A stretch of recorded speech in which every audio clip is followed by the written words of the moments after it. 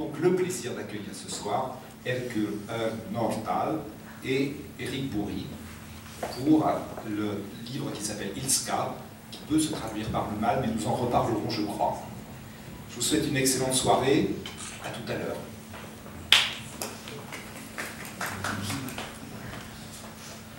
Il faut le micro quand même pour commencer. Merci Guillaume.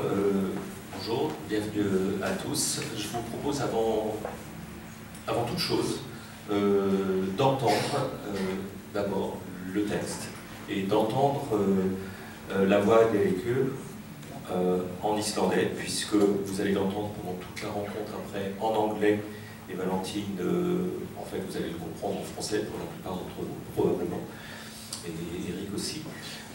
Mais avant de commencer, je pensais que c'était bien d'entendre la musique de l'islandais, puisque c'est une langue qu'on n'a pas l'habitude d'entendre. Et donc on va avoir une petite lecture à deux, d'abord en islandais, après en français, dans ce sens-là. Quelques paragraphes. Quelques paragraphes. Du début du livre. Ilska, qui est ce gros roman, avec un début assez particulier, et on y reviendra. On ne va pas tout lire, ça serait un peu... Vous avez jusqu'à quand?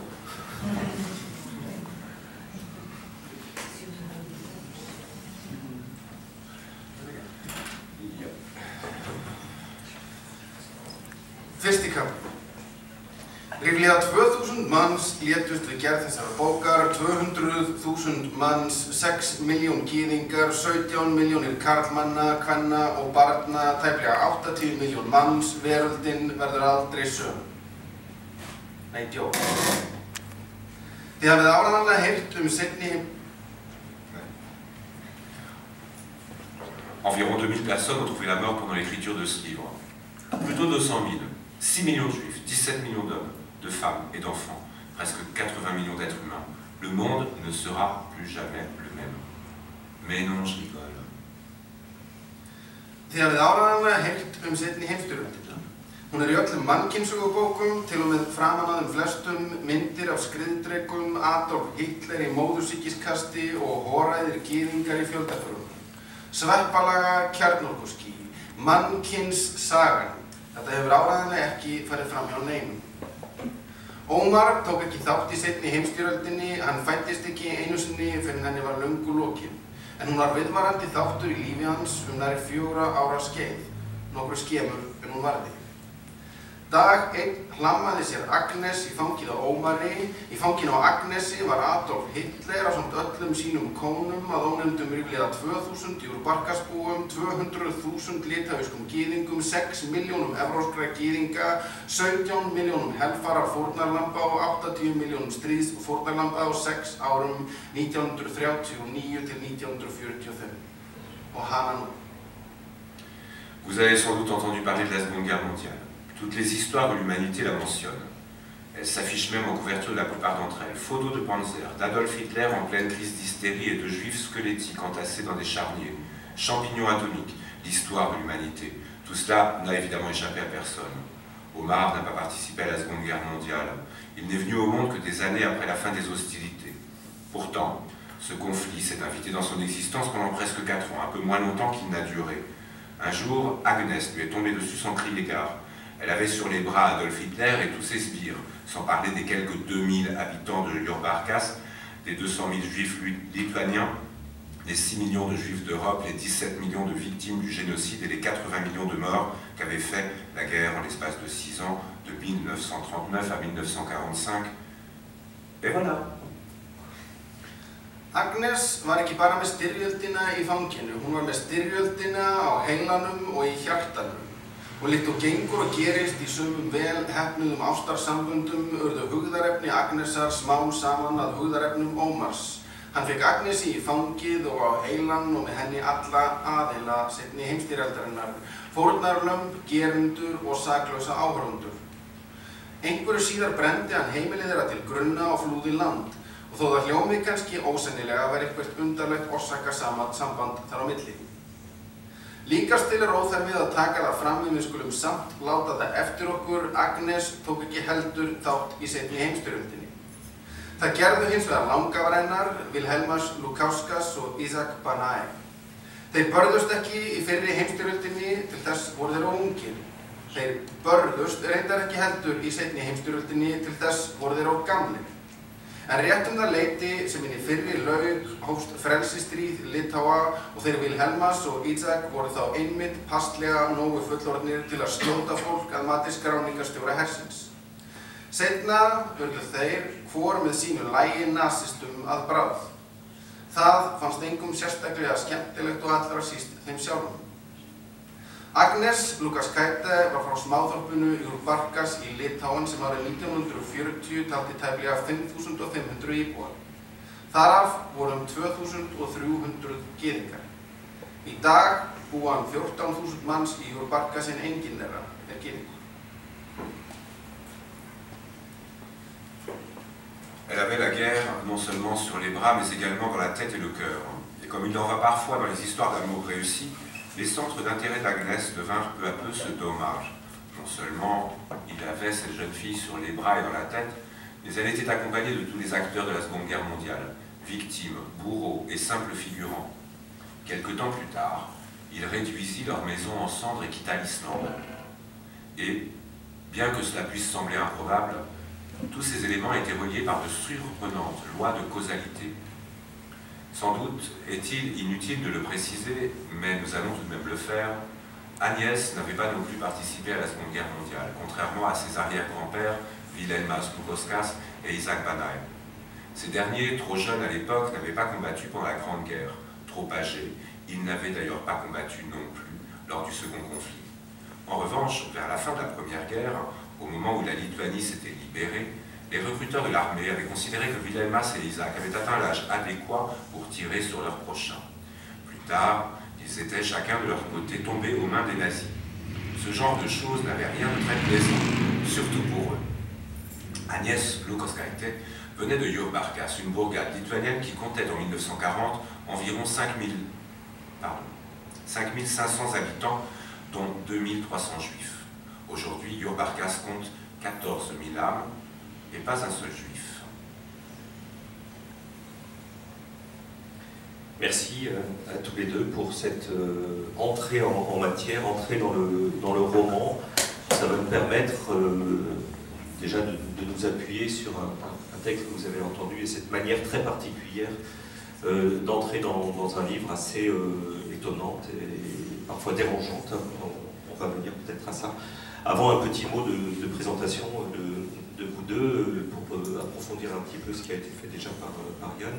Elike Hult Nordahl est née à Reykjavik en 1978. Vous avez commencé à écrire vers l'an 2000, même si vous avez fait un tas de voyages et un tas d'autres choses avant que ça devienne vraiment une activité peut-être pas entièrement rémunératrice, mais en tout cas sur laquelle vous pouviez vous appuyer plus. Vous avez voyagé à Berlin, à Helsinki, en Finlande, en Norvège, donc, et plus récemment au Vietnam. En 2004, vous avez créé, avec d'autres personnes, un collectif poétique d'avant-garde qui s'appelle Nihil. Ça veut dire rien? Est-ce que c'est le même... Quelle est la signification? The new nothing. Nihil is we thought of nihil as being, well, the nihilist philosophy is going into the black hole. As if you think of it as going into the black hole, but then there are theories of quantum physics which mean that if you go into the black hole, you will reappear somewhere else. And this is the idea of sort of entering the black hole and coming up in a different place. If the nihilist asks, there was a typical nihilist question in my philosophy class in gymnasium, which was, if you're a nihilist, you can stand up on the table and pee on everyone, sort of, because you don't care, you don't have any morals. And whereas the nihilist with the new nihilist would ask, why on earth would you ever do that? That's not a lot of fun. L'idée du nihil, c'est le nouveau néant, le nouveau nihilisme. La philosophie du nihilisme, d'une certaine manière, c'est une conception qui a pour but de tomber, de se laisser descendre dans un trou noir. Or, la physique quantique montre que quand on descend dans un trou noir, on réapparaît quelque part. Et on réapparaît dans un lieu différent. Donc voilà, le néo-nihilisme, d'une certaine manière, c'est essayer d'explorer ce nouvel endroit. Typiquement, c'était une question que je me posais sur le nihilisme quand j'étais au lycée, en cours de philo. On disait que le nihiliste, c'est celui qui monte sur la table et qui pisse sur tout le monde. Et pour moi, le néo-nihilisme, c'est de se demander pourquoi est-ce que ça viendrait à l'idée de quelqu'un de faire pipi sur tout le monde comme ça. Alors, je comprends mieux, avec ces réflexions sur le couloir, aussi pourquoi vous avez peut-être choisi, en tout cas, je ne sais pas si vous l'avez choisi, mais vous avez eu un grand prix en Islande pour la traduction, parce que vous êtes aussi traducteur, d'un livre de Jonathan Lethem, Les orphelins de Brooklyn. Jonathan Lethem, pour ceux qui l'ont lu, c'est justement quelqu'un qui s'intéresse à toutes ces questions de physique contemporaine et quantique, et qui a des personnages qui se promènent presque dans des trous noirs. En tout cas, c'est un univers assez proche de celui qui vient d'être décrit. Vous avez aussi eu un prix au Festival du film de Berlin en 2010 pour une animation poétique. Peut-être qu'on en parlera tout à l'heure si on a un petit peu de temps. Et puis, pour venir à l'essentiel, en 2012, vous avez reçu le Grand Prix de la littérature islandaise, on pourrait traduire comme ça à peu près, pour justement Ilska, catégorie fiction et poésie. Je ne sais pas si c'est automatiquement lié, Eric, ou si c'est pour ce livre-là précisément que le livre a eu les deux prix à la fois. C'est intéressant. Bon. Est-ce que le prix fiction et poésie est toujours lié, ou il n'y a qu'un seul prix pour les deux genres?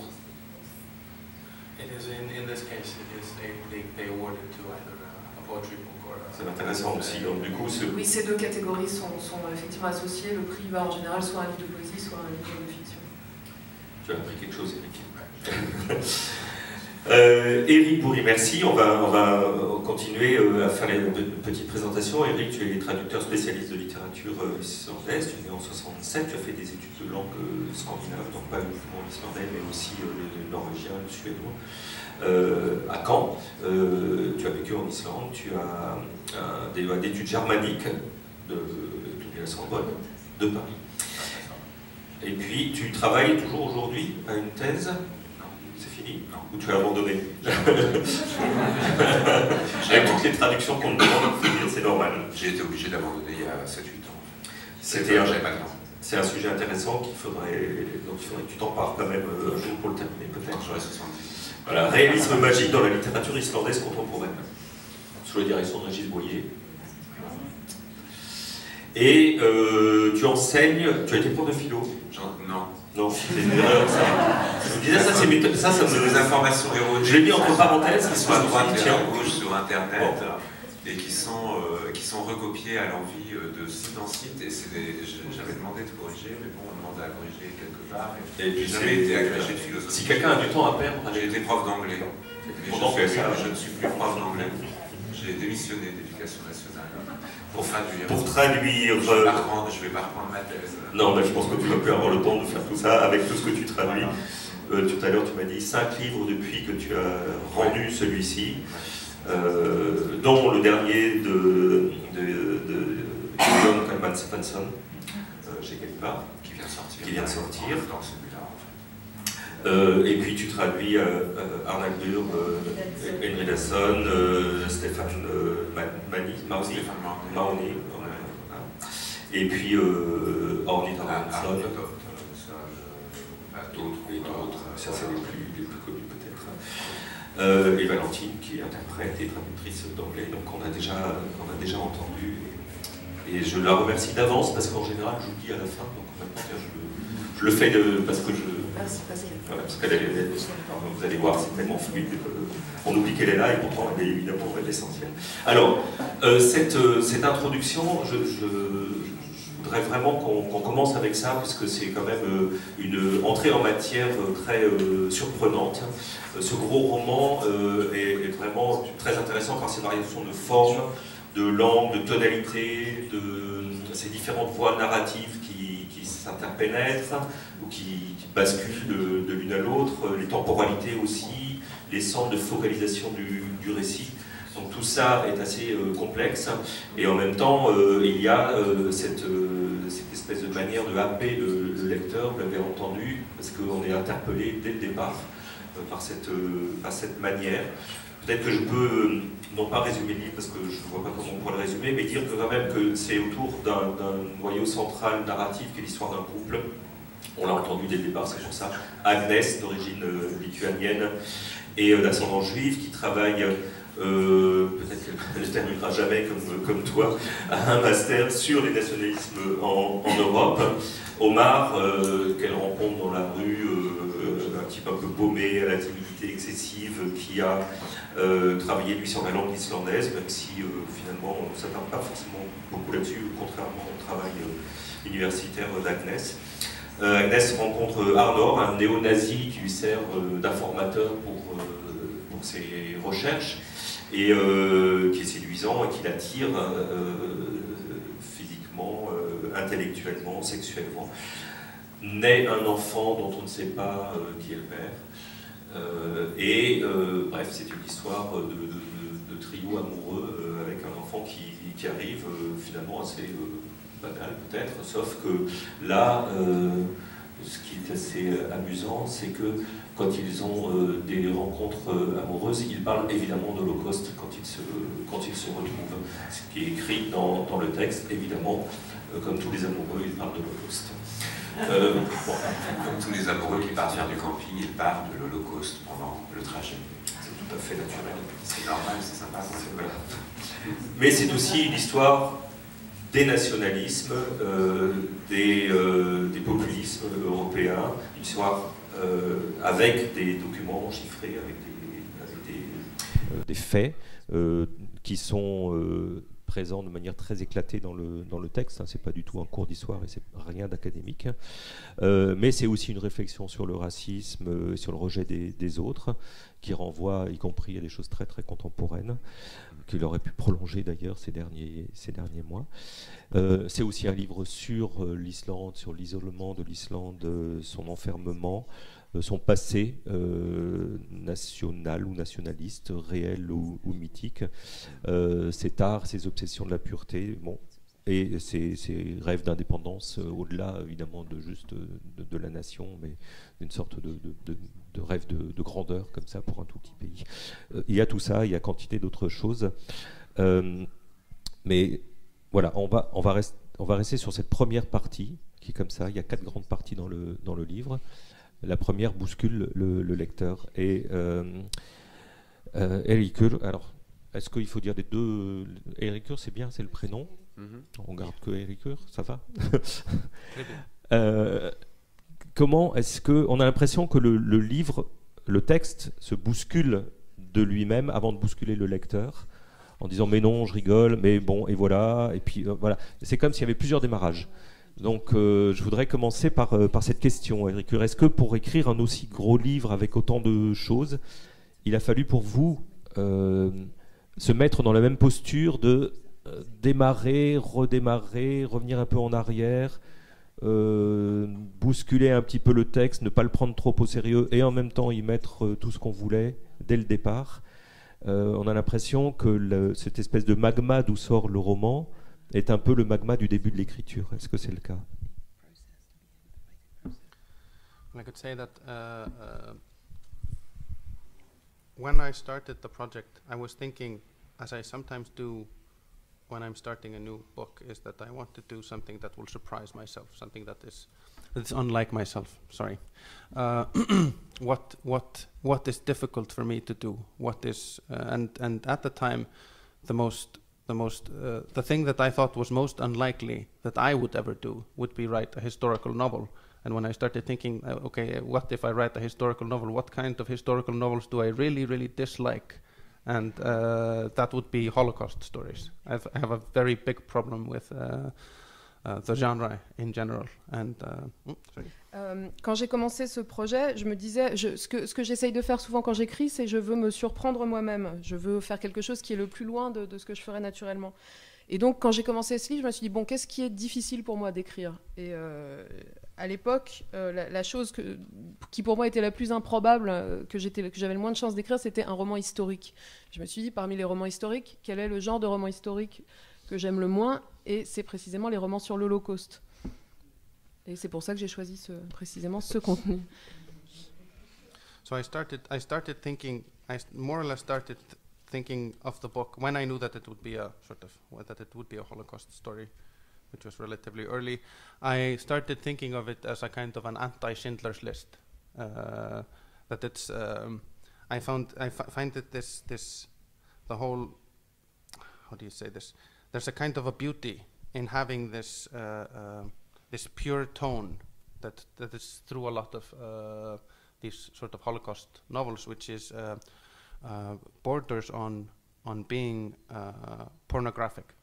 So I wanted to step away from that and sort of get to a point that is both more contradictory and aggressive. To point for because when I think of the Holocaust, that's how I see the Holocaust. I don't see it in black and white and sort of this distant, nice film work somehow. Et donc, une fois que j'avais décidé que je voulais faire un livre sur l'Holocauste, j'ai réfléchi à ce que je voulais que ce livre soit, et je me suis dit dès le départ, je veux que ce livre ce soit une anti-liste de Schindler. Je voulais vraiment faire le contraire. Je trouve que dans les romans sur l'Holocauste, il y a une espèce de recherche de la beauté et de la pureté dans le ton de ces récits, qui parfois touche presque à la pornographie, je trouve. Et je voulais au contraire m'écarter de cette tendance-là. Pour moi, je voulais exprimer quelque chose de polémique et d'agressif. Parce que moi, quand je pense à l'Holocauste, je pense à quelque chose d'agressif. Je ne pense pas à des images très pures en noir et blanc, très esthétiques. And so in that way, I wanted it to be uncomfortable. I wanted it, especially to start with, I wanted it to be uncomfortable. I wanted to, because I wanted to avoid the aesthetic where you look at something horrible and you feel good that you are not horrible. I wanted to get away from that. I wanted sort of the dirt to come up, that we would feel horrible, of course, because we are horrible, but we are also not horrible. And sort of I just wanted that complexity to be somewhere, and which is why also the book starts in a rather, yeah. Je voulais vraiment créer quelque chose d'inconfortable à lire. Dès le début du roman, je voulais que ce soit inconfortable. Je voulais éviter l'esthétique qui consiste à montrer quelque chose d'horrible pour que les gens se sentent bien et se sentent moins horribles. Je voulais au contraire faire ressortir la crasse, la saleté, et que les lecteurs se sentent eux-mêmes horribles. Parce que nous sommes horribles, mais qui se sentent aussi pas horribles, parce qu'on est tout ça à la fois. Je voulais refléter cette complexité, et dès le départ du roman, je voulais faire ça.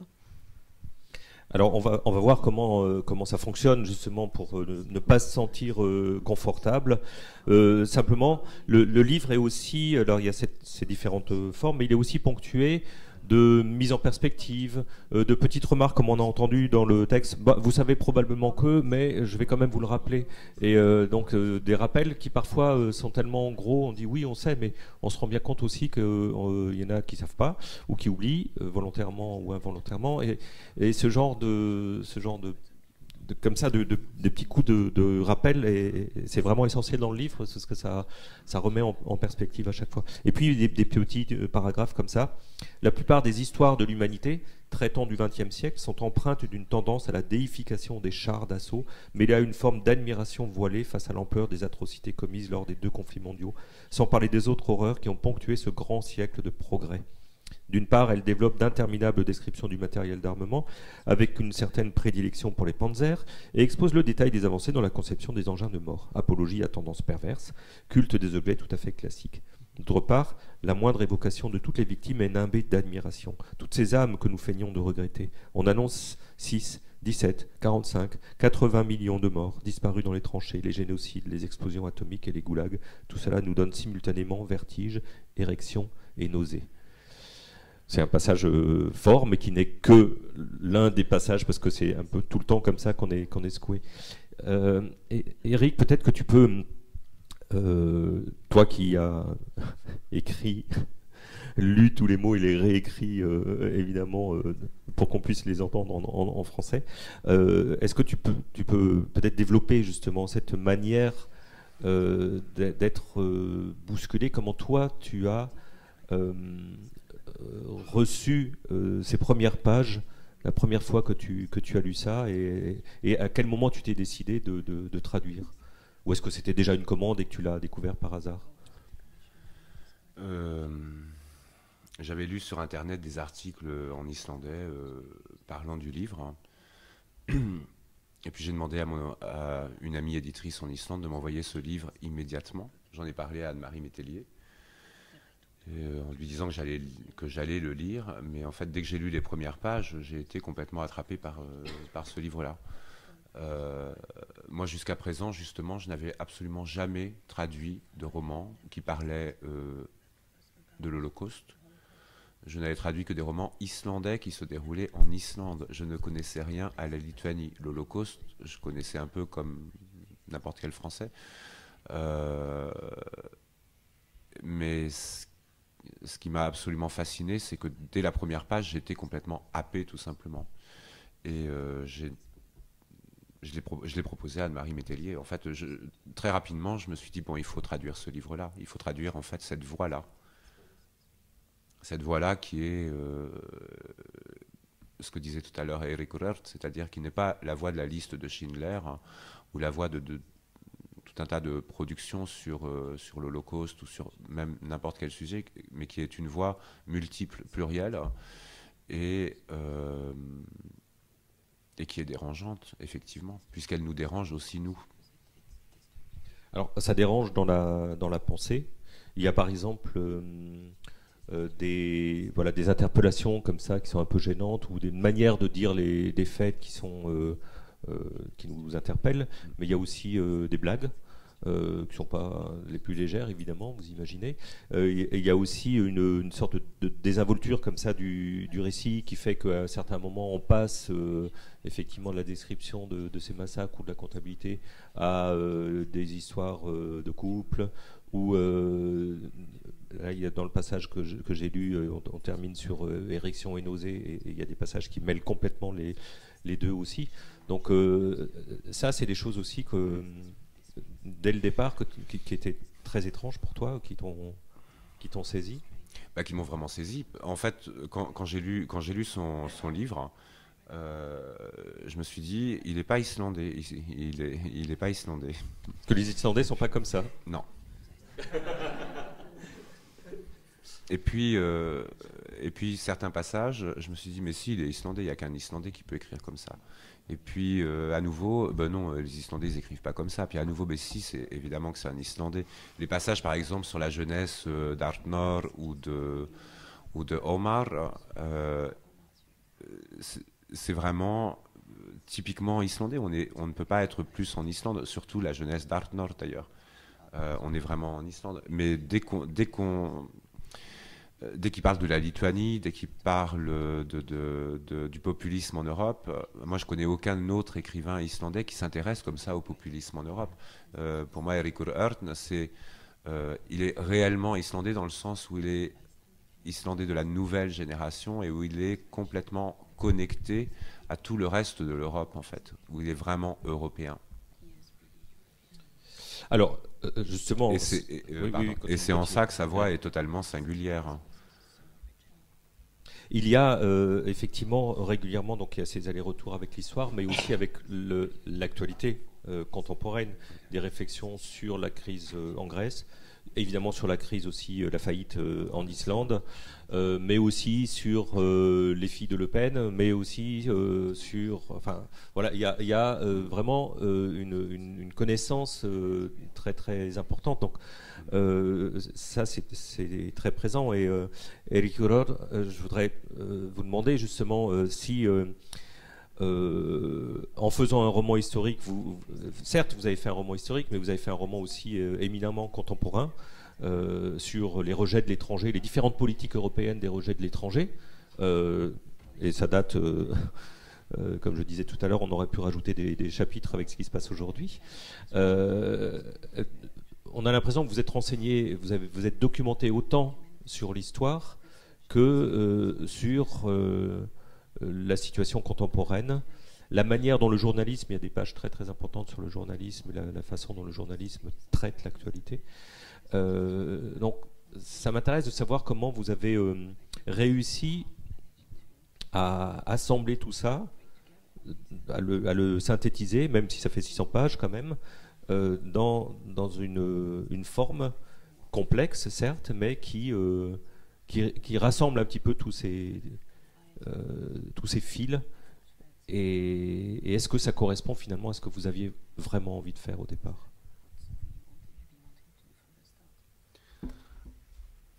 I immediately got very interested from the beginning in the idea of the Holocaust as being unique, and this question of whether it is unique, and then which is also, this is addressed in the book also, the idea of the Holocaust perhaps being the only legitimate genocide. Well,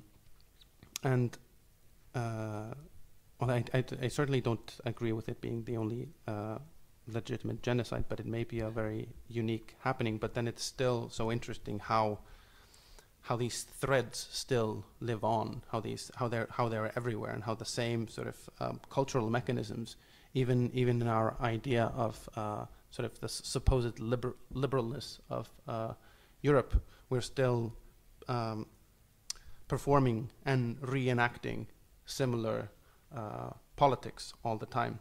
We've distanced ourselves a bit away from the actual killing, in a sense. We have, I mean, right now we could put up the metaphor of we've closed the door and people are drowning in the Mediterranean, and therefore we are not killing them, of course, which isn't the same as driving them into a concentration camp and slaughtering them, but the end result may not be very different. J'étais très intéressée par la question de savoir si l'Holocauste est un phénomène unique. C'est une question que je traite dans le livre. C'est la question de savoir si l'Holocauste était le seul génocide légitime digne de ce nom. Et donc c'est une question qui traverse beaucoup le livre. De fait, moi je ne pense pas que l'Holocauste était le seul génocide et qu'il s'agisse d'un phénomène unique. Et je pense aussi que c'est un phénomène qui se perpétue dans l'histoire actuelle et dans les événements actuels. On retrouve les mêmes mécanismes finalement dans l'Europe soi-disant libérale, où se rejouent des politiques qui mènent au même résultat. Quand on voit les réfugiés actuellement et la politique qui consiste à fermer les portes de telle sorte que les gens se noient dans la mer, on n'est pas directement en train de les conduire dans des camps de concentration, mais le résultat est un peu le même. Donc voilà, on retrouve ces mécanismes qui se perpétuent encore aujourd'hui, et c'est ça qui m'intéressait de mettre en perspective. And then I started writing the book in 2008. And very quickly I started getting the feeling that this is what I'm writing is very relevant right now. It is something that has to be finished as fast as possible because it has to come out now. And it still took me 4 years to write it as fast as I could. And then because during that time everything was happening. For me, it was in Sweden we had the Sweden Democrats that came to power, and I was very much in Sweden at the time, and I was living in Finland, and in Finland they had the true Finns that came into power, and there was Breivik, the Anders Behring Breivik in Norway that slaughtered the people of the teenagers at Utoya, etc., etc., etc., etc. And I felt like this has to sort of something. I have to do something. I have to finish it now. And then since 2000, sorry. Oui. J'ai commencé à écrire le livre en 2008, et j'avais l'impression quand j'écrivais ce livre que ce que j'écrivais était très pertinent maintenant et qu'il fallait que je l'écrive le plus vite possible, et pour que le livre sorte et ce soit en rapport avec l'actualité. Et bon, j'ai quand même mis 4 ans pour l'écrire, mais en tout cas pendant cette période où je l'écrivais, il s'est passé tout un tas de choses. En Suède, les démocrates, Black Democrats in Sweden? Sweden Democrats. Les démocrates de Suède sont arrivés au pouvoir. En Finlande, le parti de la vraie Finlande est arrivé au pouvoir, qui était aussi un parti fasciste. En Norvège, il y a eu ce massacre de jeunes qui a eu lieu. Et donc je me disais, je voyais tous ces événements qui se produisaient, je me disais, il faut que j'écrive cette histoire. And it was very obvious for me. I was reading mostly the history, of course, at the time, the history of Lithuania and the Holocaust, and it was very obvious for me that a person like Agnes Lukaskaite in the book, who's obsessed with the Holocaust, will also be obsessed with what is happening now. So sort of one strand could not exist without the other. People that are interested in these events are also very aware of sort of how these threads are in our society now.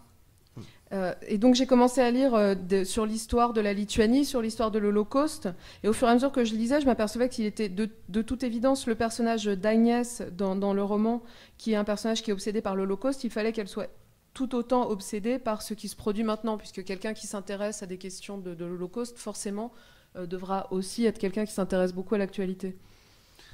But then the book was published in 2012, and since then, not a week has gone by where I don't think this is something that would fit perfectly in the book. This is something that should have been in the book if I was because my brain is still picking up all the every news item that has anything to do with this, and sort of wanting to put it there. It's too late now, but sort of I think you asked about. Et donc, depuis que le livre est sorti en 2012, chaque semaine qui passe, je repère des événements, des actualités au sujet desquelles je me dis ça devrait être dans le livre, ça serait parfait dans le livre, et j'ai toujours l'impression que c'est des choses que j'aurais pu rajouter dans le livre, parce que j'ai toujours le cerveau qui est à l'écoute de nouveaux éléments que j'aurais pu rajouter dans le roman. To take take it straight down to the ground again, there's how I sort of how do you say, physically managed putting the book together in this way was and at some point I started using a new word processor. I started using a word processor that's called Scrivener, and has this function which is very nice, that you can move blocks of text around very easily, and you can collect them sort of as, so I wrote profusely these little texts, and I collected them, and I could sort of, when constructing the novel, I could literally construct it. When I'd written sort of the material, I could construct it so easily, with building blocks, which and that actually had a huge effect, I think, on how the book, sort of how I could how do you say, embrace the whole thing.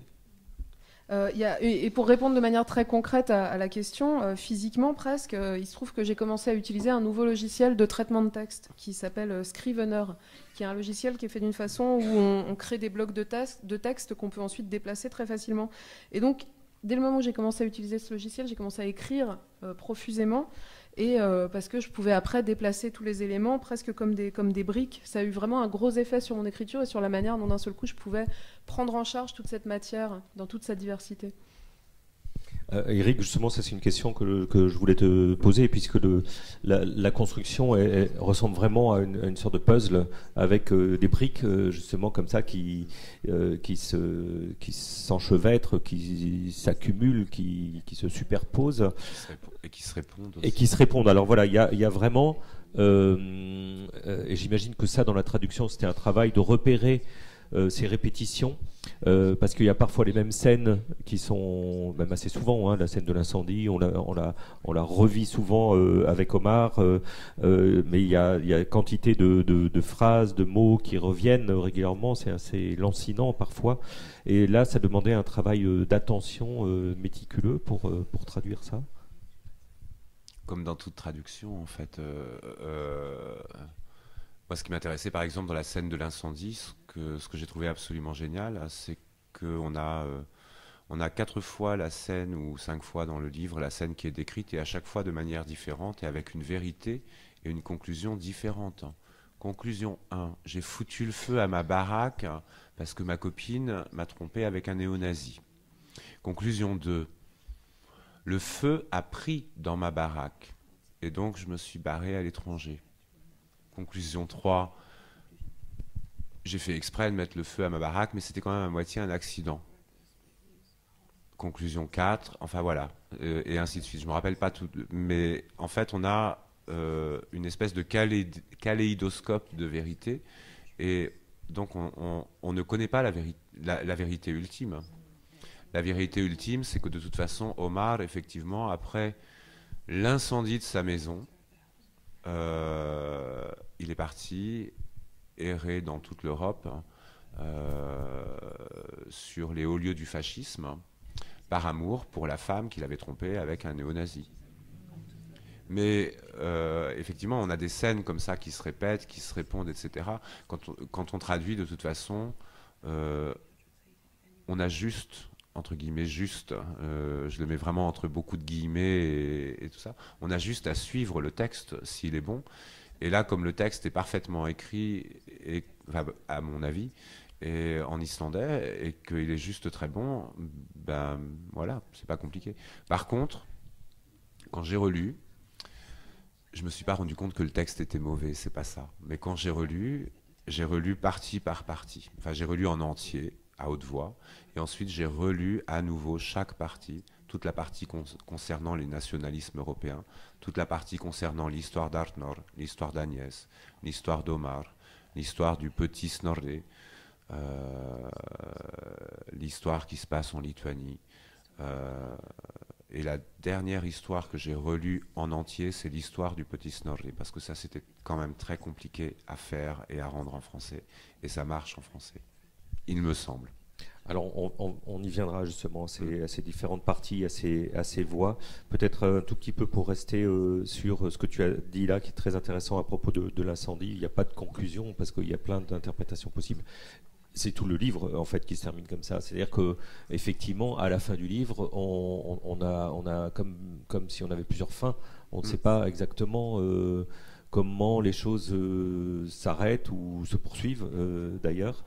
Et c'est évidemment une fin parfaite pour un livre comme ça, d'être dans cette incertitude-là et d'être dans le même état au fond qu'à la lecture de tout le reste, c'est-à-dire on est entraîné par la succession des événements et on sait que ça continue, ça ne s'arrête pas avec nous, exactement comme les actualités ne s'arrêtent pas une fois que le livre est terminé. À propos de l'incendie, peut-être un petit extrait. Je n'ai pas réussi à m'y résoudre. Supposons que j'ai pensé aux flammes, que j'ai pensé à cette odeur du brûlé, cette puanteur, aux batteries des vibreurs, à l'odeur génitale. Une odeur n'est-elle pas constituée d'atomes?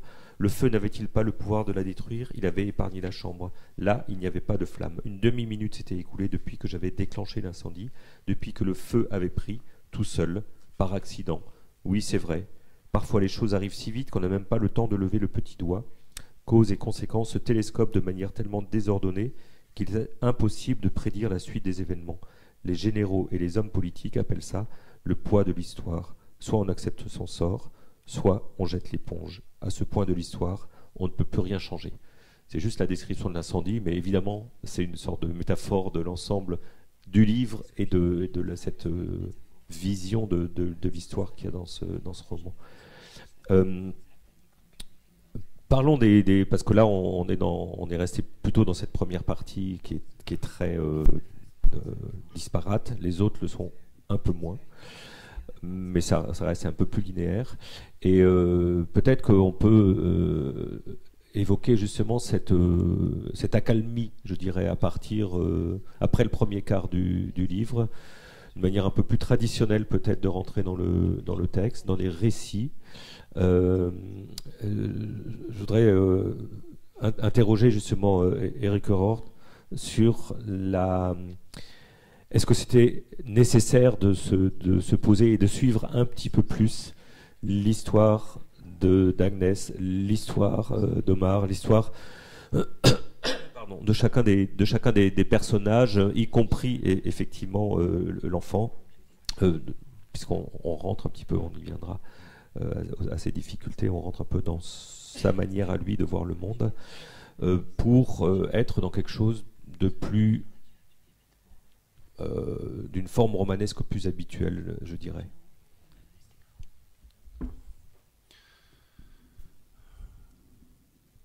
I'm not sure. There's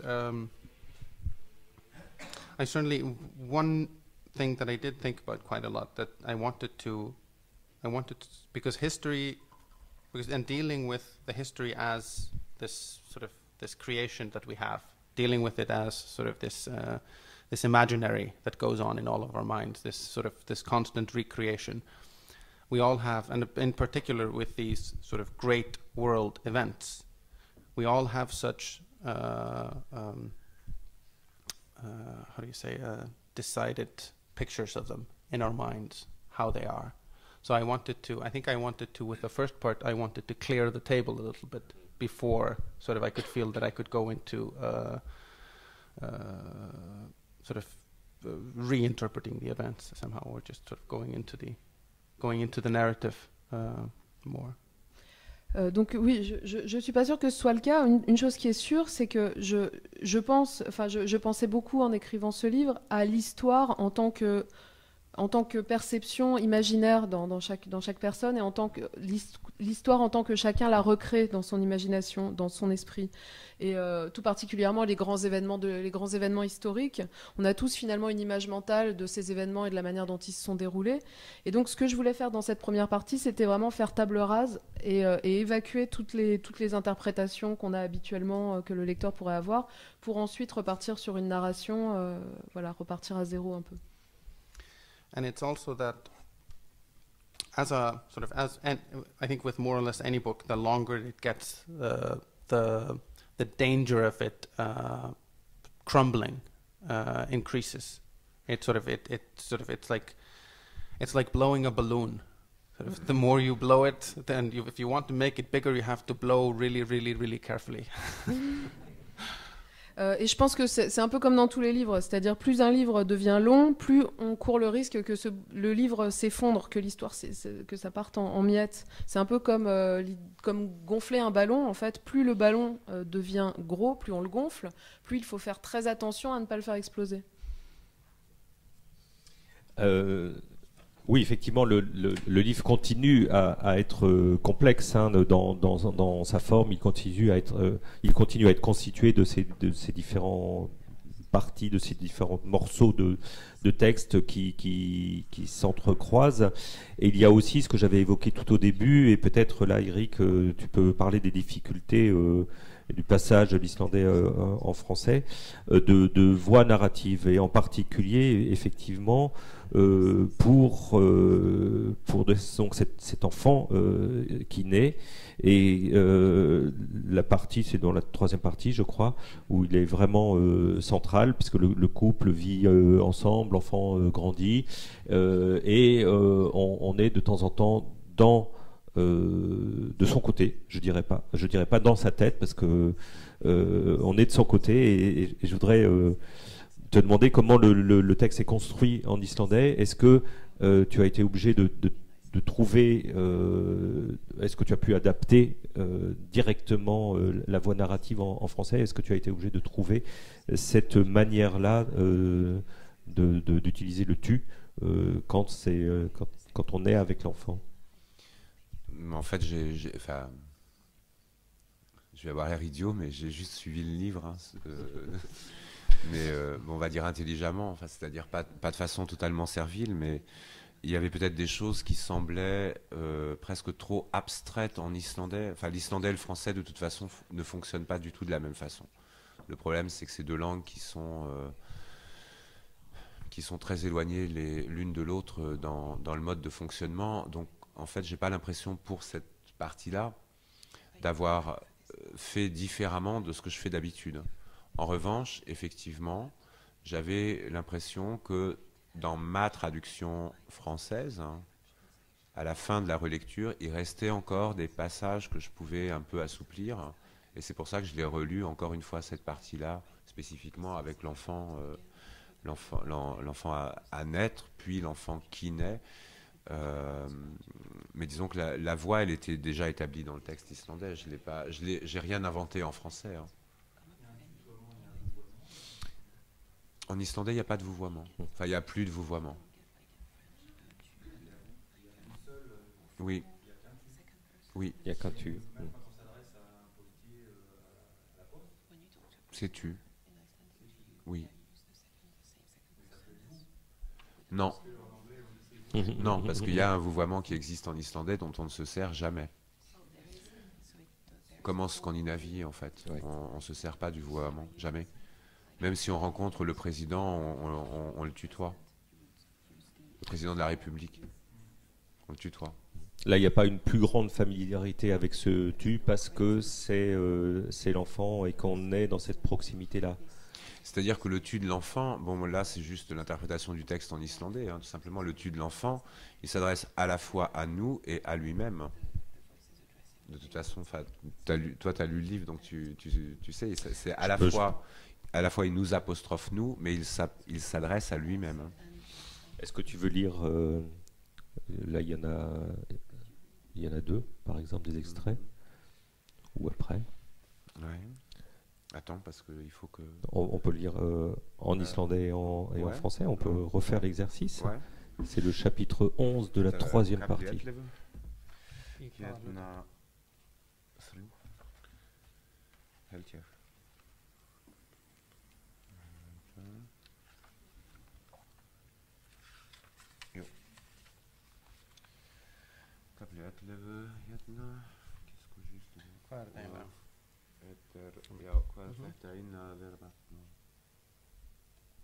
þarf að lesa fyrst á íslensku og síðan á frönsku.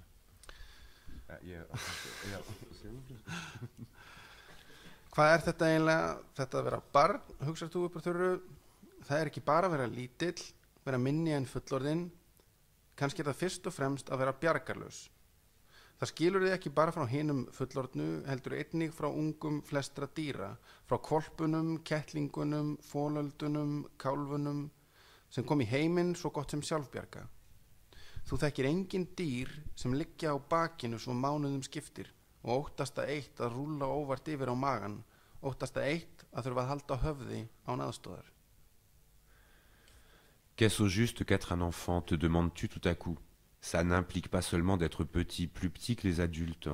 Peut-être cela signifie-t-il surtout être dépendant.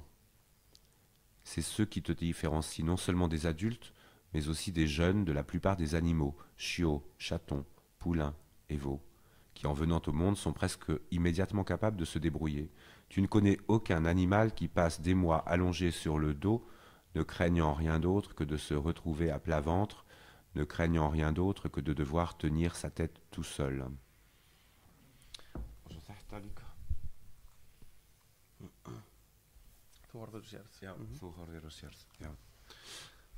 Þú horfir og sérð, hlustar og heyrir, nemur og skynjar.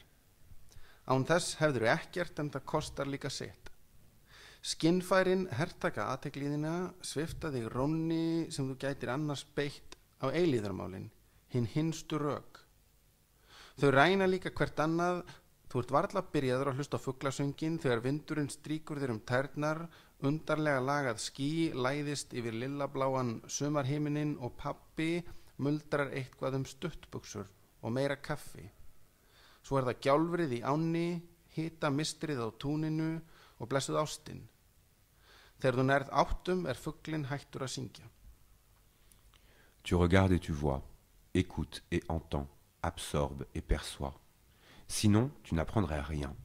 Mais tout cela exige des efforts. Tes 5 sens monopolisent ton attention et te privent de la sérénité dont tu pourrais jouir pour te concentrer sur les problèmes éternels et les réponses ultimes. Or, chacun de tes sens fait interférence avec les autres.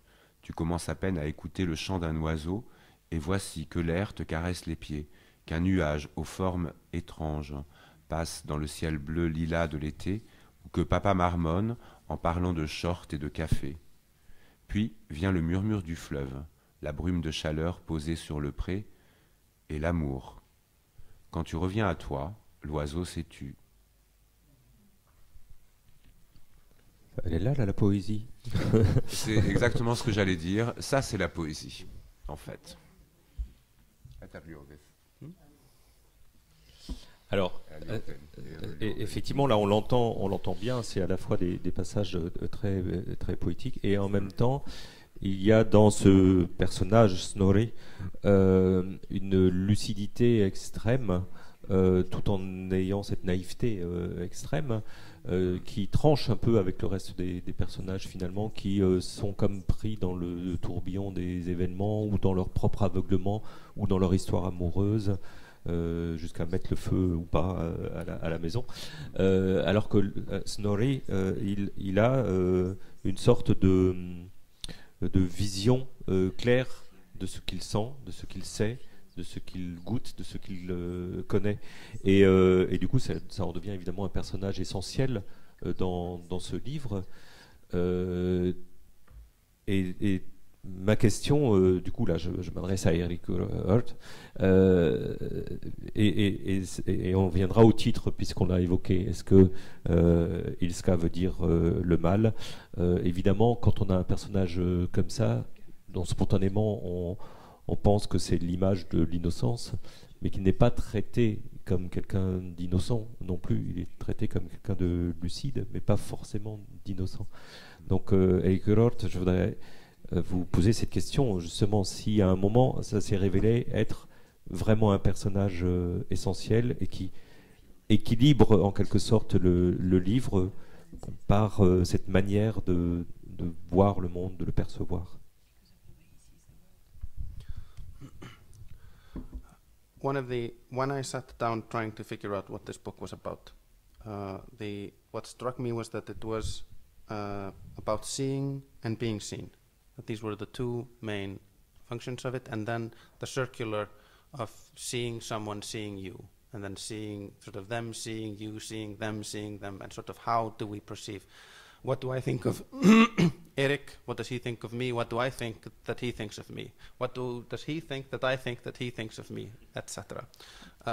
Quand je me suis assis pour réfléchir à savoir de quoi le livre allait parler, j'ai pensé que l'idée centrale, une des questions centrales, c'est la question de voir et être vu. Et l'espèce de circularité que ça engendre quand on pense je vois quelqu'un, cette personne me voit, cette personne voit que je la vois, je vois que cette personne voit que je la vois, et ainsi de suite, ça peut tourner en rond comme ça.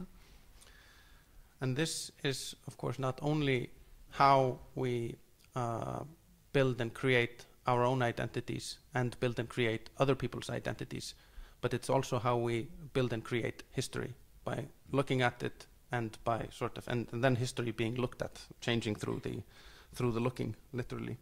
What I wanted with Snorri, and this is around the middle of the book when I realized that this is what I'm actually writing,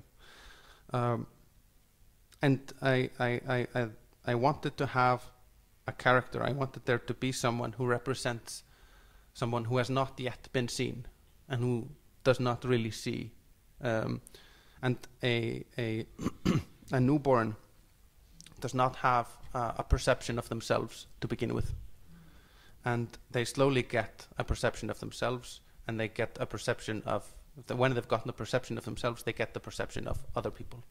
And the perception of other people perceiving them, and I wanted there to be somebody growing out of the nothing. I wanted this to be happening somewhere, sort of from the ground up, so to speak. Et donc la question se pose, la question de voir et être vu se pose aussi évidemment sur la manière dont on crée sa propre identité et dont on crée l'identité des autres, dont on perçoit l'identité des autres. Et aussi évidemment ça s'applique à la manière dont on crée l'histoire. L'histoire, c'est la perspective que l'on a sur l'histoire, et en regardant l'histoire d'une certaine perspective, on transforme l'histoire, et ainsi de suite.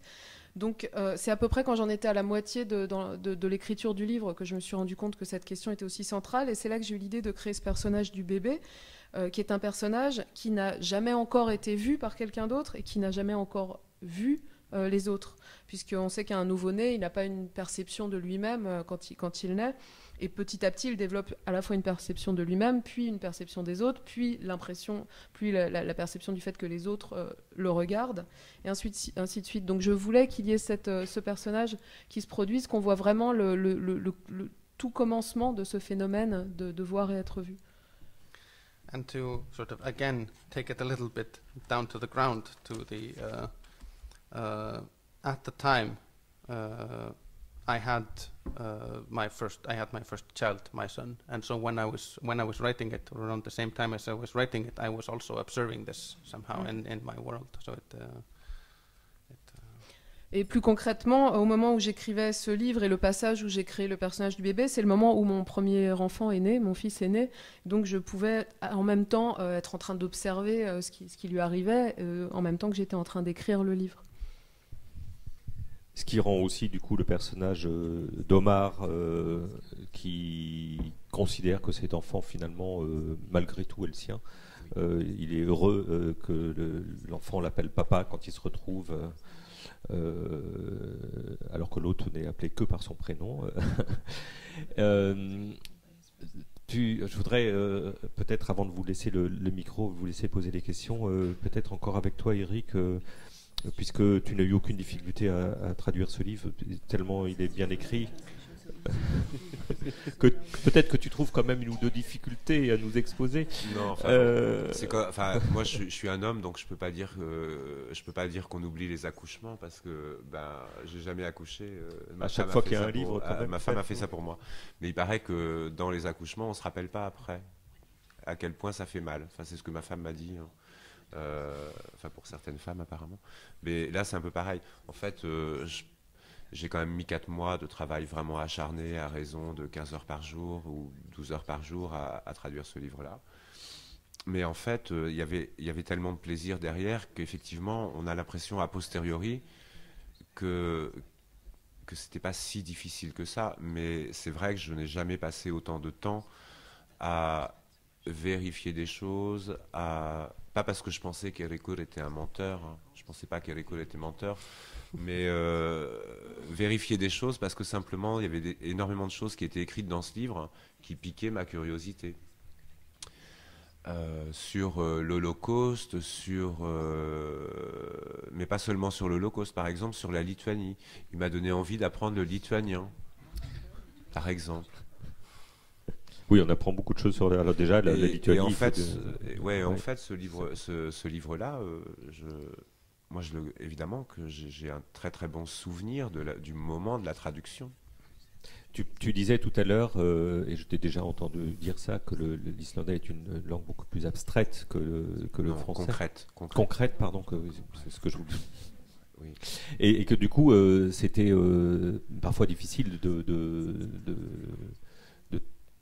transvaser ça dans une langue justement abstraite. Dans notre langue plus souvent abstraite. Ouais. Ceci dit, justement, le passage de Snorre, là où ça me posait problème, c'est que il y avait quelque chose d'abstrait en islandais. Il y avait quelque chose d'à la fois très organique et aussi abstrait en islandais. Et ça, en islandais, on n'a pas l'habitude. Mais c'est pas la même abstraction qu'en français. C'est pas la même abstraction qu'en français. C'est pas la même façon de voir l'abstraction qu'en français. Je peux pas en dire plus en fait. Après, il faut juste mettre les mains dans le texte, dans la pâte et patouiller en fait et triturer jusqu'à ce que ça marche en français. Cela dit, à la lecture de ces passages, peut-être que vous l'avez perçu, là on les a extraits du reste du texte, donc ça fait pas forcément le même effet, mais quand ils arrivent dans le texte, ce surgissement du tu est assez étonnant et pas habituel quand on lit des livres parfois entiers qui sont à la deuxième personne du singulier, mais on s'y habitue. Là, ils surgissent un peu et ils désarçonnent. Il y a eu de tout. Il y a eu des jeux, il y a eu une troisième voix impersonnelle. C'est ça aussi qui est. Mais là, il y a quelque chose d'un peu étonnant quand même. Donc tu as réussi à garder quelque chose d'insolite dans ce tu qui arrive. Le tu, c'est nécessairement une apostrophe. Donc fatalement, ça surprend un peu. Oui. Donc peut-être que ça suffit pour nous surprendre. Dernière chose peut-être avant, mais justement ça nous rattache à cette présence de l'enfant et à la question du titre et de la difficulté du titre. Donc Ilska, Jörn a dit, parce que c'est un sous-titre, mais qui n'est pas sur la couverture du livre, qu'il est uniquement à l'intérieur. C'est un choix, j'imagine, éditorial. Le mal. Mais on peut très bien l'ignorer totalement si on passe, comme la plupart des lecteurs, sur les pages de garde. On peut ne pas y faire attention, même si évidemment tout le livre semble concerner cette question. Mais est-ce que Ilska veut dire ça? Est-ce que derrière ce titre, il y a l'envie de mettre cette notion en avant? Là, je pose la question aux deux, aussi bien à l'auteur qu'au traducteur, puisqu'à un moment, il faut opter pour un titre. Alors la question, Ilska. It's a very big question. C'est une très grosse question. As with sort of most things, I think it is both an attempt at describing evil, and that it has it describes the project of the book, but then it's also in another way. Sometimes it feels completely arbitrary, almost, that it's just there, that it yeah. Comme c'est souvent le cas dans les livres, le titre, c'est à la fois une tentative de décrire ce que j'ai essayé de faire, le projet du roman, c'est-à-dire décrire le mal, mais c'est aussi, ça a aussi quelque chose de totalement arbitraire. Because you can't boil a book down to a word, and sort of I also have problems with the like creating a particular prism through which to see the book. On peut, évidemment, un livre ne peut pas être concentré, réduit à un mot, c'est impossible. Et en plus, c'est toujours problématique de créer un prisme spécifique à travers lequel le livre va être interprété. But it has to have a name. Mais il faut bien que le livre ait un nom, apparemment. Pour le choix du titre en français, en fait, tout simplement, le mal, en français, ça semblait un peu plat, tout simplement. Un livre qui s'appelle Le Mal, ça c'est l'éditrice qui trouvait ça. Que ça semblait un peu plat. Elle trouvait que Ilska, c'était un des rares mots islandais qu'elle ait vu qui soit assez facilement mémorisable finalement. Et moi j'étais tout à fait d'accord avec elle. C'est donc l'idée de l'éditrice de garder le titre islandais. J'y ai souscrit, Eiríkur aussi a souscrit, je suppose, parce que je suppose qu'Anne-Marie, on a parlé avec Eiríkur au moins par mail. Alors maintenant, en plus, Ilska, c'est pas simplement le mal, quoi. Ilska, ça peut être aussi la méchanceté, en fait. Ça peut même aller jusqu'à une notion de colère. Donc c'est beaucoup plus polysémique en islandais qu'en français. Le mal, c'est un peu une notion fourre-tout. Ilska, alors c'est aussi une notion fourre-tout peut-être en islandais, mais le problème c'est que les notions fourre-tout, on ne fourre jamais les mêmes choses dans tel ou tel mot d'une langue à l'autre. Si je parle de neige, par exemple, à un Français, dans un contexte français, si je parle de neige, dans un contexte islandais, je vais avoir le choix entre 15 mots. Grosso modo, peut-être 20. En français, j'ai le choix neige. Voilà. Poudreuse éventuellement. Mais voilà, c'est tout. Et est-ce que j'ai répondu à la question? Oui. Oui, tu as ouvert des champs en tout cas, parce que... Oui, mais en fait... tu veux dire que... oui, il y a... je sais pas, parce que finalement ça m'interpelle. Est-ce que comme le mot, les 15 mots qui désignent la neige en islandais, Ilska peut désigner beaucoup plus de variations du mal que finalement ce que nous on y met du mal ou de la colère ou de la méchanceté ou de tout ce que tu as dit? Disons, oui, Ilska pour moi c'est ça, c'est le mal, la colère, la méchanceté. Disons le mal, la méchanceté, la colère. Après, moi j'ai pas du tout à juger du titre en fait. Non. Si tu vois ce que je veux dire. I think there's, if I could say one thing, I think there's a kind of rather down to earth thing that Iceland being a very small country, there aren't any other books called Ilska in Iceland. The bigger the country, it's a very generic title, and it's a very big title, of course, but it's also very generic. But in a small country, it doesn't become generic because there's not other books with the same title. When it came out in Denmark, there was another book the same week called Ondskap. So I think the bigger the country, the more generic. I'm sure there are 1,000 books in French called Le Mal. Une raison un peu plus terre à terre aussi, c'est que l'Islande a la chance d'être un très petit pays et il n'existe pas d'autres livres qui s'appellent Ilska. Alors que c'est un terme qui pourrait être très générique, mais comme il n'y a pas tant de livres que ça qui sortent, finalement c'est le seul livre qui s'appelle comme ça. Au Danemark, ne serait-ce que la semaine où mon livre est sorti, il y a un autre livre qui s'appelait Le Mal qui est sorti cette semaine-là. Donc c'est un problème, que ça devient un terme très, très général. Et en français, je suis sûre qu'il y a des milliers de livres qui s'appellent Le Mal. Et peut-être que du coup, Ilska est repris dans d'autres langues aussi, dans les traductions. Tu sais pas, Eric? Puisqu'effectivement, du coup, c'est très fort. Non. Les Allemands ont traduit ça par buzz. Böse, yes. And ondska in Sweden. Ondska, and, le mal en ondskap. suédois. Alors, mon micro va circuler parmi vous pour poser des questions un peu plus précises maintenant.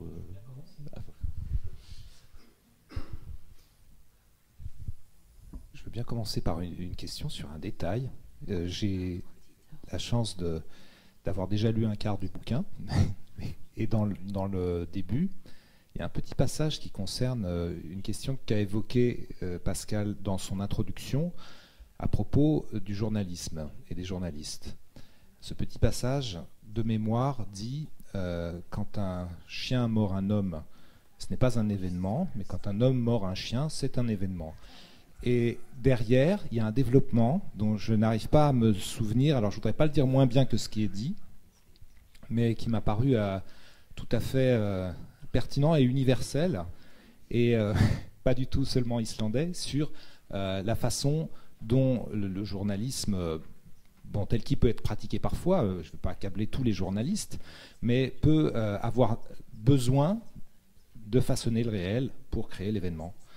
Et j'ai eu l'impression que dans le jeu de regard, de miroir, je te regarde, me regardant, qui me regarde, il y avait quelque chose de très concentré et de très emblématique dans ce passage-là.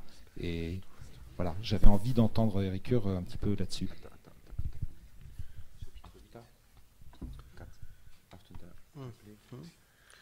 There's... It's... Wait, yeah.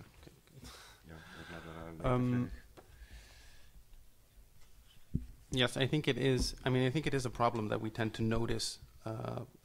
As human beings, we tend to notice the exceptions first, and we tend to make the exceptions into the rule. I remember when I moved to Finland the first time, and what I noticed was the alcoholism, and I noticed how sort of you would be on the bus, and there'd be people that had passed out from drinking, or they'd peed their pants, or sort of people falling over, and and for the first months, that's all I noticed. And I was thinking the Finnish people they're all alcoholics. It's crazy.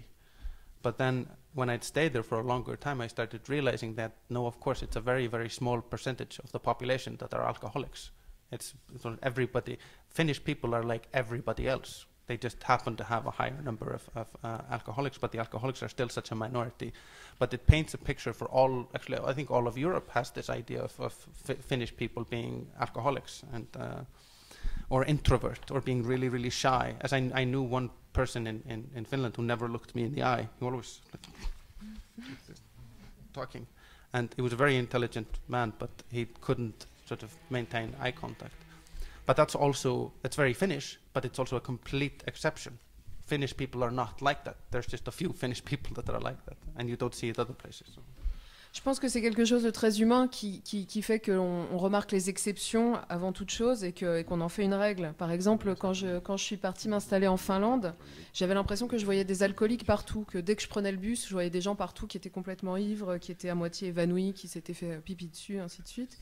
Et donc, au bout d'un mois, j'avais l'impression que tous les Finlandais étaient des alcooliques. Et évidemment, en vivant dans le pays plus longtemps, je me suis rendu compte que ce n'était qu'une petite majorité, un petit pourcentage de la population. Mais il y a ce cliché, qui est dû au fait qu'on remarque les exceptions. Par exemple, les gens ont l'idée que les Finlandais sont très timides. Et moi-même, j'ai connu ce monsieur en Finlande qui ne pouvait pas me regarder dans les yeux, qui, quand il me parlait, regardait toujours ailleurs. Et voilà, donc il y a ce cliché que le Finlandais est timide. Mais évidemment, ce ne sont que des exceptions et des gens qui représentent une toute petite minorité. So we read the part that he mentioned. Gullna reglan í blaðamennsku þessi. Maður bítur hund frétt. Hundur bítur mann það ekki. Gullna reglan í gulri blaðamennsku, gula reglan í blaðamennsku þessi. Allt sem ég vil segja maður bítur hund, þótt að sé hundur bítur mann. Þetta gert með því að láta svo líta út sem allt sem þú skrifur og birtir sé einstakt. Þótt það sé reglan hundur bítur mann en ekki undantekningin maður bítur hund. En journalisme, la règle d'or est celle-ci, la proposition. En En journalisme, la règle d'or est celle-ci. La proposition « un homme mord un chien » constitue une information, mais « un chien mord un homme » n'en est pas une. La règle d'or dans la presse jaune, la règle jaune du journalisme, est la suivante. Tout ce que je veux vous dire, c'est « un homme mord un chien », même si la réalité est « un chien mord un homme ». Dans ce type de journalisme, on s'arrange pour que tout ce que vous écrivez ou publiez relève du sensationnel, même si cela reflète la règle. Un chien mord un homme et non l'exception, un homme mord un chien. Mín vegna mætti halda eftirfarandi staðhæfingu á lofti, sá sem býr í samfélagi þar sem maður bítur hund alltaf frétt en hundur bítur mann það aldrei, mun í svo gott sem öllum tilvikum telja samfélagið sem hann býr í töluvert sturlaðra en það raun. Hann mun óhjákvæmlega halda að undantekningin sé regla og hundum stafi mikil hætta af mönnum. Cela ne me gênerait pas qu'on brandisse cette affirmation. Celui qui vit dans une société où la proposition « un homme mord un chien » a toujours le statut d'information alors qu'un chien mord un homme n'est pas considéré comme notable, finira par penser dans presque tous les cas de figure que la société dans laquelle il vit est nettement plus détraquée qu'elle ne l'est en réalité. Il croira immanquablement que l'exception constitue la règle et que les chiens sont grandement menacés par les hommes. Je pensais exactement que c'était ça.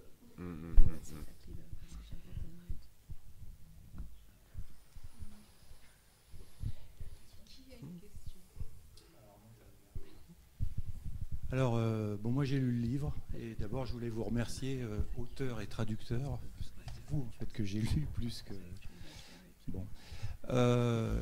Quand j'ai lu ce livre, alors, d'abord c'est un livre qui est complètement déroutant au niveau des sensations de lecture, parce que vous avez fait état d'un certain nombre de particularités, mais on pourra en citer encore 10 000 autres. Enfin, par exemple, le texte, à un moment, nous parle directement. Le texte s'adresse à nous, c'est pas le narrateur, c'est pas un narrateur, c'est le texte. Donc ça, j'avais encore jamais vu ça, où que ce soit.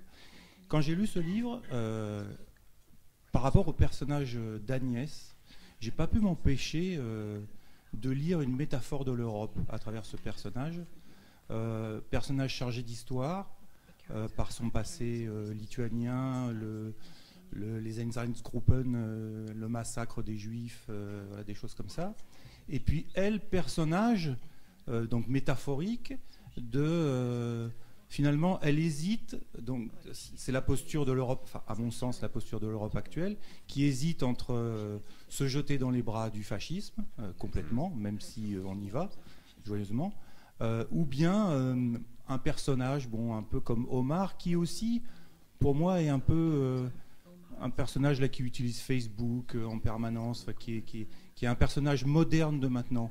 Alors est-ce que c'est une erreur d'interprétation ou est-ce que c'était quelque chose qui était sciemment dans le propos? Merci. Et aussi, deuxième question, enfin plus courte, mais peut-être pas dans la réponse. Finalement, comme je sais que vous étiez poète plutôt avant, comment on passe de la poésie au fascisme?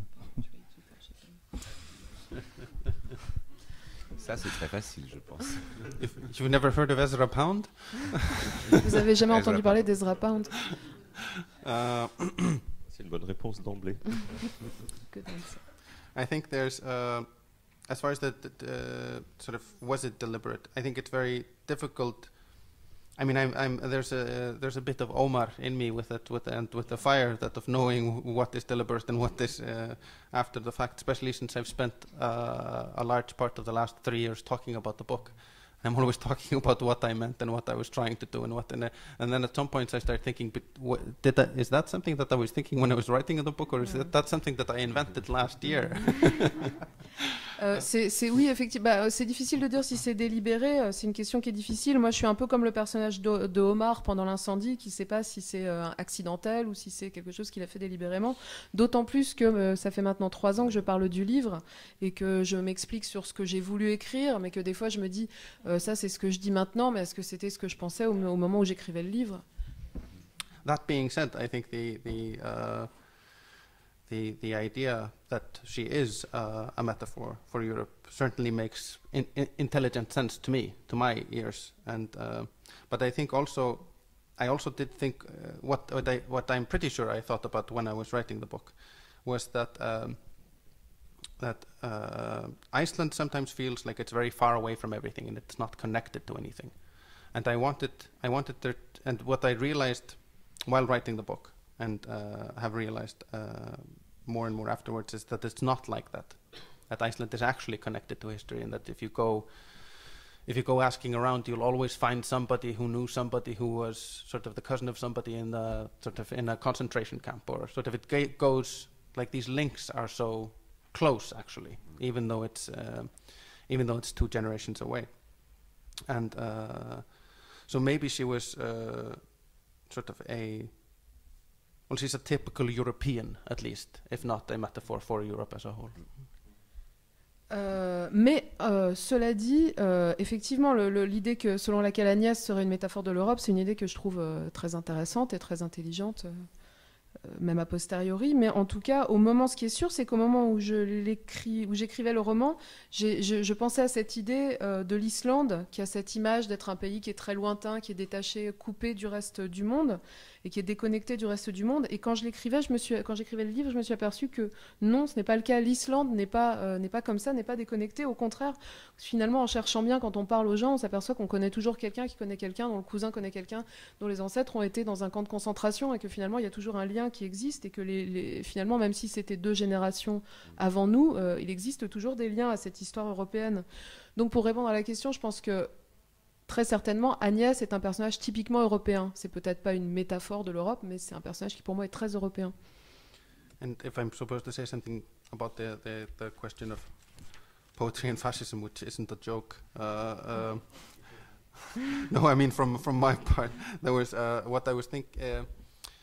I have been trying, at least in my last 3 novels and in a lot of my poetry, I've been trying to engage with politics, because I'm a deeply political person, and I've been so since I was a young teenager.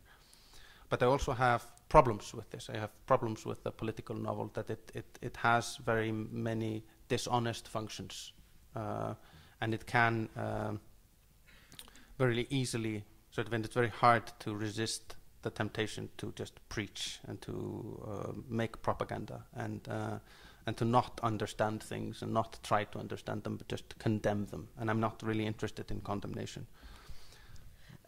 Pour ce qui est de la question le rapport entre la poésie et le fascisme, je vais essayer d'y répondre sans m'en sortir avec une pirouette comme j'ai fait tout à l'heure. Mes derniers 3 romans, c'est des romans dans lesquels j'essaye de prendre à bras-le-corps la question de la politique. Moi, je suis quelqu'un qui s'intéresse beaucoup à la politique depuis que je suis adolescent, et donc je voulais être vraiment aux prises avec la politique. Mais j'ai vraiment un problème avec le roman politique, parce que je trouve que c'est une forme qui peut être malhonnête. Il y a toujours cette tentation de se mettre à prêcher, à faire de la propagande et à condamner des choses, et c'était pas ça que je voulais faire. So in a sense, it's this. For me, it's this sort of bipolar situation of wanting my literature to kill fascism and not feeling that it's allowed to kill fascism, and trying to somehow maneuver that space. Et donc il y avait quelque chose d'un peu bipolaire. À la fois, je voulais écrire de la littérature qui puisse tuer le fascisme, tout en ne s'autorisant pas, both kill fascism and not. Or that it's not allowed, mais qui en même temps n'avait pas le droit d'avoir ce projet-là. Literature has a different role. Ah oui, que l'autre pôle étant que la littérature doit avoir un autre rôle que de tuer les fascistes. Eric, justement, tu disais que tu as en cours où tu vas commencer à traduire un autre livre. En fait, c'est déjà fait. En fait, son livre est en train de sortir là en Islande, son prochain livre qui s'appelle Heimska et qui s'appellera très probablement Heimska en français aussi. Bon, maintenant c'est facile, tous les titres d'Eric Nordahl se terminent par ska, vous les reconnaîtrez facilement. Et bien voilà, tout simplement, ça va être la marque de fabrique. Alors là j'ai 2 livres à traduire avant de m'y mettre, donc bon, voilà. Tu es d'accord avec ça? Ce sont des romans où la politique est essentielle, où le politique est essentiel, mais sans être des romans... C'est ce que j'ai aimé. Évidemment, c'est parce que ce sont des romans très politiques. J'avais jamais traduit de romans très politiques, et aussi ce sont des romans très politiques où il ne prêche pas. S'il avait prêché dans son roman, non. Non. Si cet auteur si Erekur avait dit clairement, ou plus ou moins clairement dans son roman, je détiens la vérité, non, j'aurais pas traduit. Non. Non. J'aurais pas eu envie de traduire ça. Il n'y a pas de vérité. Allez-y. Oui. Et justement, qu'est-ce qui est plus difficile dans la traduction? C'est toi qui alors je répète la question parce que comme c'est enregistré. Erekur aussi, il est traducteur d'ailleurs. C'est pour ça qu'on se comprend très bien quand on parle. En fait, toute traduction est difficile. En fait, je pourrais traduire Enid Blyton, oui, oui, en français. Ça serait difficile. C'est difficile. Toute traduction est difficile. Mais à partir du moment où le texte est bon, où on a trouvé la voix, et où on aime le livre, finalement, ça devient plus facile. J'ai traduit aussi bien des polars que ça. En ce moment, je suis en train de traduire un vrai roman historique, roman d'aventure aussi. J'ai traduit aussi Jon Kalman Stefansson, qui est extrêmement lyrique. J'ai traduit Sion, j'ai traduit voilà, des choses aussi bien très lyriques, très poétiques. Mais finalement, c'est de la traduction, quoi. On essaie de reconstruire ça en français, comme on peut. Pardon? Ouais.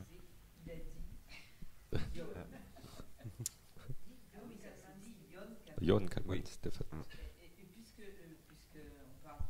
Prenez le micro, madame, s'il vous plaît. Là, on a un auteur qui nous parle de son livre. Oui, voilà, c'est pour ça. Ouais, donc... Voilà. En fait, j'ai rien à dire. D'accord, ok. Si, j'ai quelque chose à dire. Je voulais demander à notre auteur de ce soir si il publiait en même temps de la poésie, comment je pourrais dire ça, quelle importance par rapport à ces publications de romans, quelle importance accorde-t-il à son œuvre poétique, si je peux le demander de la sorte? It differs. It's well. One thing I should say is that my poetry is as far away from the. If we take the sort of more poetical chapters of the Baby Snorri that we were reading, my poetry is as far away from being that as possible. I do performance poetry, I do concrete poetry, I do very experimental. Some of my books are completely unreadable. C'est très différent mon travail poétique. Mon travail poétique, la poésie que j'écris, c'est complètement à l'opposé du passage, par exemple, avec le bébé qu'on a entendu tout à l'heure, et des chapitres les plus poétiques. Mon travail, je fais de la performance, de la poésie concrète, des choses très expérimentales, et des livres qui sont probablement complètement illisibles. That being said, I've always written it sort of both. I've always worked both, and I used to have, like when I stopped having a day job and started working only as a writer and a translator, I would have 8-hour work days, and I would work for 2 hours. I would write prose, and then my prose engine was tired, and then I'd have 2 hours of writing poetry, and then my poetry engine was tired. Then I'd have 2 hours of translating. Then and then finally I'd have 2 hours of answering emails and applying for grants or doing my taxes, etc. Mais en fait, j'ai toujours travaillé les deux, la poésie et le roman, simultanément.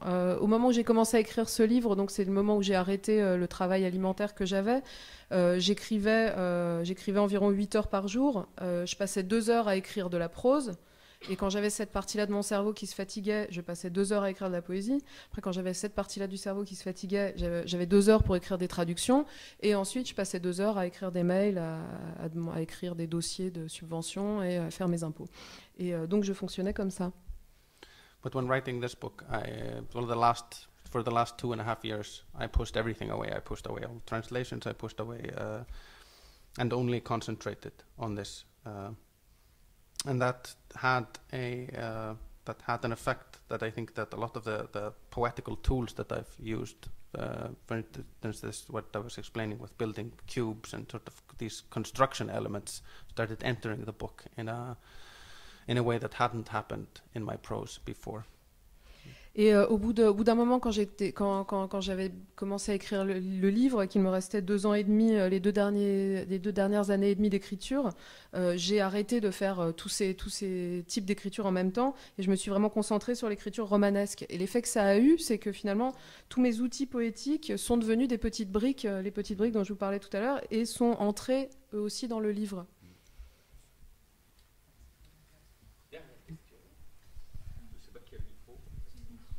Oui, c'était une question sur la traduction. De quelle langue il traduit et qu'est-ce qu'il traduit et si c'est venu avant ou après son travail d'auteur. Voilà la place que ça a pour lui en fait. I started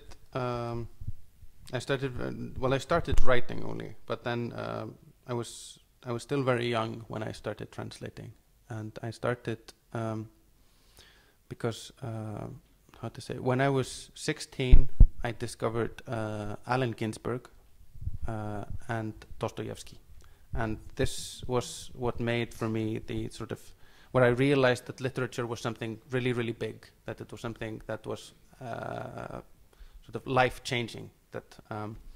And when I was Dostoevsky had been wonderfully translated into Icelandic before by Ingibjörg Haraldsdóttir, and but Allen Ginsberg was almost untranslated into Icelandic. So when I was, this is 2001, so I'm 23, I decided that I had to, since Allen Ginsberg had given me poetry, I had to repay that debt. And I spent many years translating a selected collection of his poems that was published in 2009. En fait, j'ai commencé en écrivant d'abord, mais j'ai commencé aussi à traduire très jeune. En fait, quand j'avais 16 ans, j'ai découvert 2 auteurs qui m'ont bouleversée. J'ai découvert Allen Ginsberg et Dostoïevski. Et c'est en les lisant que je me suis rendu compte que la littérature pouvait être une chose si puissante et une chose qui peut vraiment changer la vie de quelqu'un. Et Dostoïevski, il y a des très bonnes traductions de Dostoïevski en islandais, mais Ginsberg était quasiment pas traduit, en fait. Et donc, en 2001, quand j'avais 23 ans, j'ai décidé qu'il fallait que je traduise Allen Ginsberg. Je me suis dit qu'il m'avait donné la poésie, moi je devais lui donner quelque chose en échange.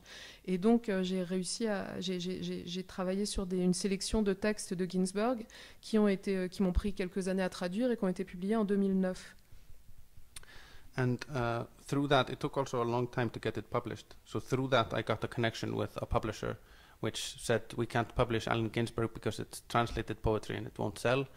But it's a really nice translation, so we'll hire you to translate Michael Moore. So I translated a couple of books by Michael Moore, and then I translated sort of all sorts of a couple of projects, including Jonathan Letham's Motherless Brooklyn. I chose myself, but most of the projects that I got paid for were chosen by the publisher, and we don't publish a lot of good foreign fiction in Iceland. I'm sorry to say. Donc ça m'a pris un certain temps pour faire publier ces textes de Ginsberg, mais ça m'a permis d'établir un rapport avec une maison d'édition. Je leur avais apporté la traduction de Ginsberg, ils m'ont dit non, ça se vendra jamais, la poésie traduite, ça ne fonctionne pas. Mais par contre, ils ont décidé de me donner du travail comme traducteur, donc ils m'ont donné 2 livres de Michael Moore à traduire. Et voilà, après j'ai travaillé sur quelques traductions. Certains étaient des textes que moi j'avais choisis, comme le livre de John Lethem qui s'appelle Brooklyn. En français, qu'est-ce que c'est C'était le Orpheline, something, I think. J'ai oublié le titre. Je l'ai noté tout à l'heure. Mais où Bref, donc ce livre que j'ai choisi, Voilà. et malheureusement le reste des textes qu'on me donnait, c'était des livres que je choisissais pas, et malheureusement en Islande, il y a peu de bonne fiction qui est traduite, il y a beaucoup de très mauvais livres qui sont... voilà, donc c'était mon travail. Les orphelins de Brooklyn. Les orphelins de Brooklyn, excusez-moi. So I kept on translating longer for the publisher, longer than I should have, and by the end of it, in 2009 was that sort of my last year. My son had just been born, and I wasn't sleeping, and I was translating a horrible book. And Eric was saying, like, he's saying, like, the prerequisite is that you like the book. It's very, very difficult to translate books that you don't like. But I really needed the money, so I kept on doing it. And I turned in a horrible translation for a horrible book, and I felt ashamed, and I felt like sort of... So I just decided, no, I will stop it. I'm not doing this anymore. But... ce travail de traduction, donc j'ai continué à travailler comme traducteur pendant un peu plus longtemps que je n'aurais dû, malheureusement.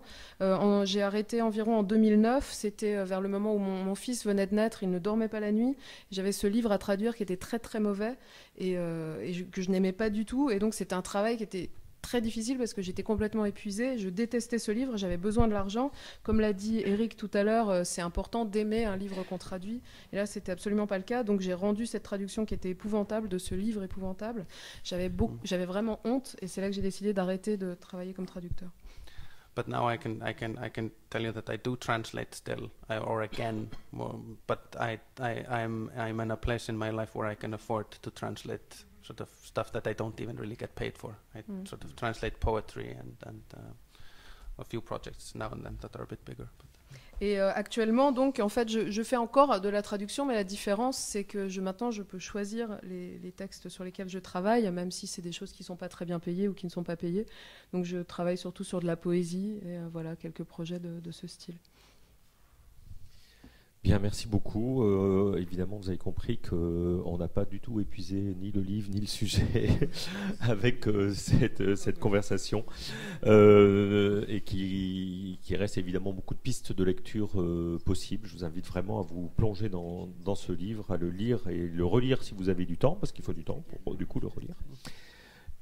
Monsieur m'a donné une piste. Salut, Ohé, lisez, L-I-S-E-Z, et vous êtes toujours là? Ici le texte, nous sommes le texte. Je vais vous parler en long et en large du Troisième Reich. Ne fermez pas le livre. Merci beaucoup à tous les trois, Eric Bourri, Eric Hurt-Nordahl, Valentine Leis. Merci de toutes vos paroles.